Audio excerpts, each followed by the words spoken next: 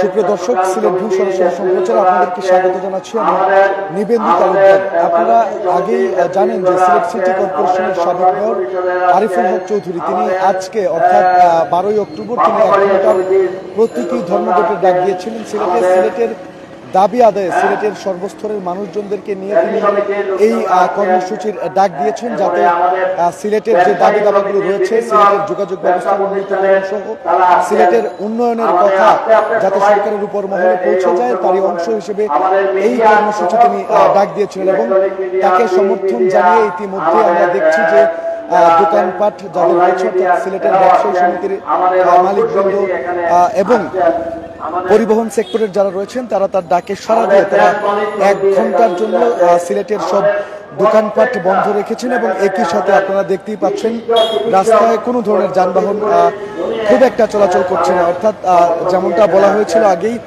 সিলেটে আজকে 1 ঘন্টার প্রতীকী ধর্মঘট পালন করা হবে, সেটি কিন্তু আজকে বেলা ঠিক 11টা থেকে কিছুক্ষণ আগে থেকে শুরু হয়েছে। এবং এরই মধ্যে আমরা দেখছি সিলেটের ব্যবসায়ীরা তারা স্বেচ্ছায় কিন্তু দোকানপাট বন্ধ রেখে এই যে সিলেটের দাবি আদায়ের যে আন্দোলন, সেই আন্দোলনে তারা যোগ দিয়েছেন। এবং এখন নগরীর বিভিন্ন স্থান থেকে বিভিন্ন ব্যানারে সাধারণ নাগরিকরা তারা বিভিন্ন ব্যানারে আমরা দেখছি সিলেটের এই কোর্ট পয়েন্টে এসে জড়ো হচ্ছেন। এবং আপনারা দেখতেই পাচ্ছেন যতগুলো দোকানপাট রয়েছে। আমি সিলেটের যদি অন্যান্য এলাকার কথা বলি, চৌহাট্টা থেকে শুরু করে জিন্দাবাজার, আম্বরখানা, মদিনা মার্কেট, প্রায় অধিকাংশ এলাকাতেই কিছু কিছু দোকানপাট খুললেও কিন্তু অধিকাংশ দোকানপাটই বন্ধ রয়েছে। এবং এই যে প্রতীকী ধর্মঘট কর্মসূচি, সেটি কিন্তু আজকে বেলা 11টায় শুরু হয়েছে এবং ঠিক 12টায় শেষ হওয়ার কথা রয়েছে। অর্থাৎ এই 1 ঘন্টা প্রতীকী ধর্মঘট কর্মসূচি পালন হবে সিলেটে।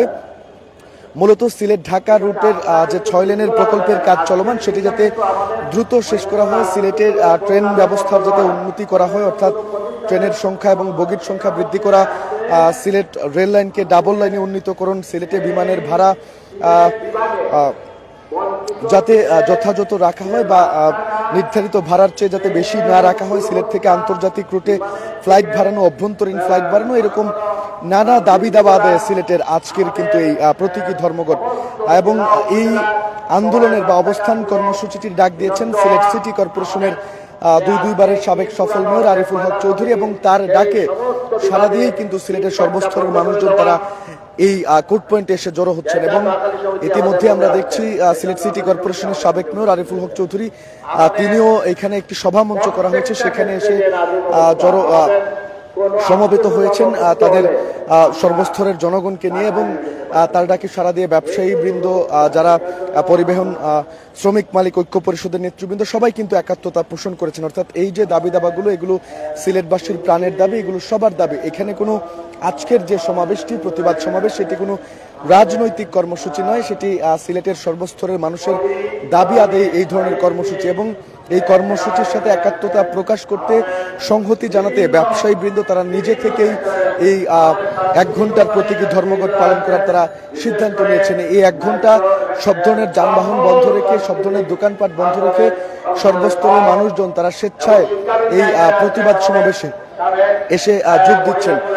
একটু বলে রাখতে চাই, বেশ কিছুদিন ধরেই কিন্তু সিলেট ঢাকা মহাসড়কে দুর্ভোগ যখন চরমে পৌঁছেছে, তখনই কিন্তু মানুষজন আসলে এটির প্রতিবাদ করছেন। এবং সিলেট কেন উন্নয়ন বঞ্চিত থাকবে, সিলেটের সাথেই কেন বারবার বৈষম্য হবে, এই প্রশ্ন কিন্তু তারা রাখছেন। দর্শক, আপনারা দেখতেই পাচ্ছেন বিভিন্ন সংগঠনের নেতৃবৃন্দ, সাধারণ মানুষ তারা কিন্তু দলে দলে স্লোগান সহকারে এসে কোর্ট পয়েন্টের এই প্রতিবাদ সমাবেশে তারা যোগ দিচ্ছেন। এবং আমরা দেখছি নগরীর বিভিন্ন জায়গা থেকে তারা স্লোগান দিচ্ছেন, তুমি কে আমি কে, সিলেটি সিলেটি। মূলত এই স্লোগানটি তারা দিয়ে নগরীর বিভিন্ন জায়গা থেকে দলে দলে বিভিন্ন সামাজিক সংগঠনের ব্যানারে, সাধারণ মানুষের ব্যানারে তারা এসে এই আজকের যে প্রতিবাদ সমাবেশ, সিলেট সিটি কর্পোরেশনের সাবেক মেয়র এবং বিএনপি চেয়ারপারসনের উপদেষ্টা আরিফুল হক চৌধুরীর ডাকেই তারা একত্রিত হচ্ছেন এবং সিলেটের দাবি দাবা আদায়ে তারা সোচ্চার হচ্ছেন। এবং যত সময় গড়াচ্ছে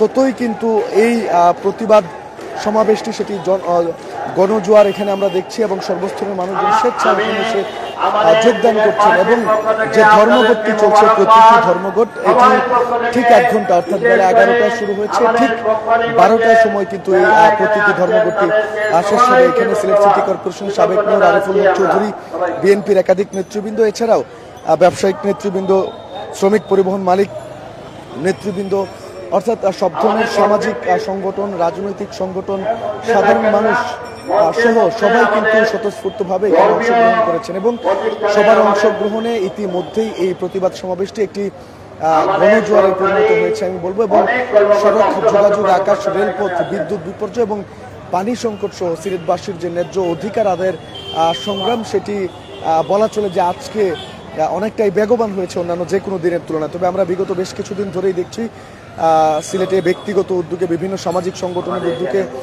প্রায় প্রতিদিনই কিন্তু কোথাও না কোথাও সিলেটবাসীর এই দাবি আদায়ে তারা সোচ্চার হচ্ছেন এবং তারা তাদের মতো করে প্রতিবাদ করছেন। এবং গতকালকেও আমরা দেখেছি একজন যুবক, অনশনরত একজন যুবক, প্রায় 48 ঘন্টারও বেশি সময় ধরে তিনি অনশনে ছিলেন।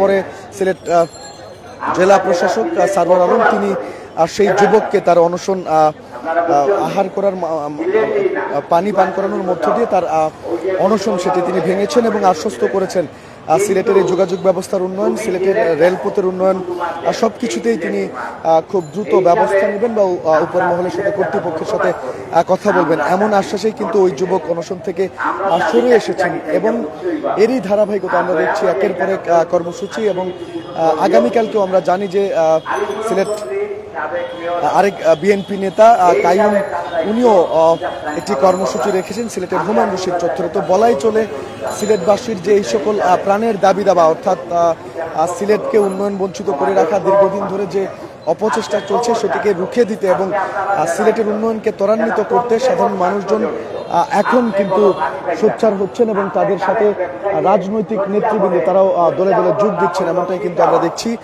বিএনপি নেতৃবৃন্দ সোচ্চার হচ্ছেন, জামায়াত নেতৃবৃন্দ তারাও ঢাকায় অবস্থান করে ঊর্ধ্বতন কর্তৃপক্ষের সাথে এইসব ব্যাপারে কথা বলেছেন। আমরা দেখছি এনসিপি নেতৃবৃন্দ এই সিলেটের উন্নয়ন বঞ্চিত হওয়ার ব্যাপারে তারা সোচ্চার রয়েছেন, যাতে সিলেটে পরিকল্পিত এবং যথাযথ উন্নয়ন হয়।